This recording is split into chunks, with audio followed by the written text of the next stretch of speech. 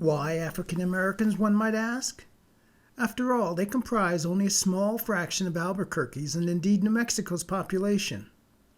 They made up 4% of the population at best, and usually much less than that. Well, there are several reasons. First, it challenges the myth that Albuquerque and New Mexico are mostly just a mixture of three cultures: the Anglo, the Hispanic, and the Native American. The problem is that each of these groups and cultures was not a monolith. Each group actually contains several subgroups that are divided by ethnicity, religion, class, gender. The experience of a Jewish immigrant, for example, is different from others in the Anglo group. The experiences of different nations within the Native American group are vastly dissimilar.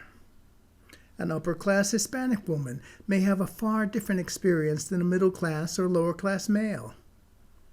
Interactions may have been made across groups as well as within groups. All of that makes the situation extremely complex. The other problem with the myth of a three-part culture in New Mexico is that it leaves several groups out.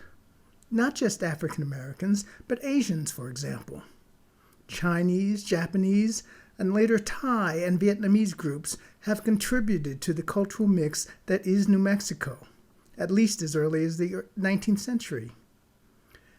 The study of African Americans leads us to consider that the history of Albuquerque, the history of New Mexico, is more complicated than we thought.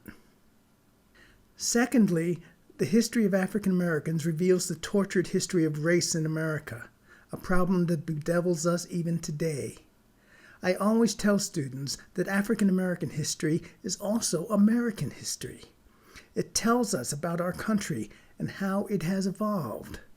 Unless we understand the past history of racism, we do not see the continuity with today. We do not understand where we are and how we got here. A recognition of our joint past does not divide us, it unites us. We can see the commonalities among us, the aspirations for the same things, and the different paths we have had to take to get them. Finally, the history of African Americans in Albuquerque is interesting in itself. The small size of the population is an asset rather than a problem for the historian. It means we can follow the group in its entirety before World War II, and we can look at a sizable sample when the black population explodes in the decades after the war. While escaping the entrenched racial caste system of the South for the ethos of freedom and self-reliance in the West, African Americans still had to deal with the echoes of that racist system. That racism limited them to menial jobs for the most part, housing segregation at times, segregation in public facilities like theaters.